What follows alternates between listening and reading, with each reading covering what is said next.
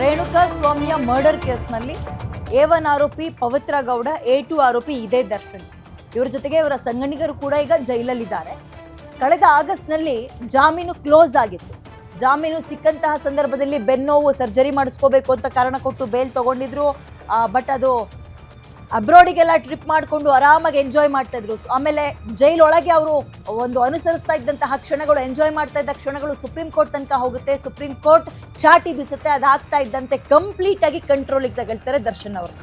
ಆಮೇಲೆ ಬೇಲು ಸಿಗ್ಲಿಲ್ಲ, ಬೇಲ್ ಸಿಗೋದೋಗ್ಲಿ, ಜೈಲೊಳಗೆ ನೆಮ್ಮದಿಯಾಗಿ ಉಸಿರಾಡಕ್ಕೂ ಕೂಡ ಕಷ್ಟ ಆಗಿದೆ ಅಂತ ಪರಿಸ್ಥಿತಿ ಇದೆ. ಓಕೆ, ಈಗ ಕಳೆದ ಆಗಸ್ಟ್ನಲ್ಲಿ ಜಾಮೀನು ರದ್ದಾಗಿ ಜೈಲು ಸೇರಿದ್ರು ದರ್ಶನ್ ಅವರು. ದರ್ಶನ್ ಪರ ವಕೀಲರಿಗೆ ಟ್ರಯಲ್ ಸಮನ್ಸ್ ಜಾರಿ ಮಾಡಿದೆ ಕೋರ್ಟ್. ಕೇಸ್ನ ಸಾಕ್ಷ್ಯ ಮತ್ತು ಟೆಕ್ನಿಕಲ್ ಎವಿಡೆನ್ಸ್ ಹಾಗೆ ಸಾಕ್ಷಿಗಳ ಕ್ರಾಸ್ ಎಕ್ಸಾಮಿನೇಷನ್ ಎಲ್ಲವೂ ಕೂಡ ಆಗಿದೆ.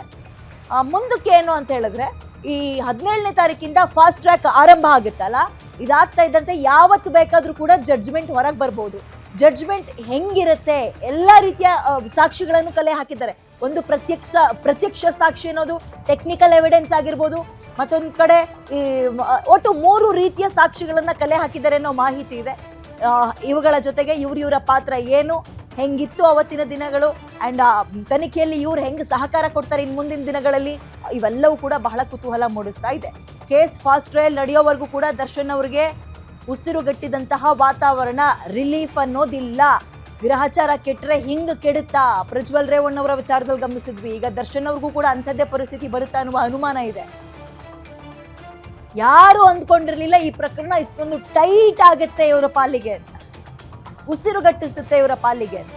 ಸುಪ್ರೀಂ ಕೋರ್ಟ್ ಆದೇಶದ ಪ್ರಕಾರ 6 ತಿಂಗಳೊಳಗೆ ಟ್ರಯಲ್ ನ ಕ್ಲಿಯರ್ ಮಾಡಬೇಕು. ಅಂದ್ರೆ ಇದನ್ನ ಜಡ್ಜ್ಮೆಂಟ್ ಕೊಟ್ಬಿಡ್ರಿ, ತನಿಖೆ ಮಾಡಿ 6 ತಿಂಗಳೊಳಗೆ ಮುಗಿಸ್ಬಿಡಿ, ಎಳಿಬೇಡಿ ಅಂತ ಹೇಳ್ತಾ ಇದ್ದಾರೆ.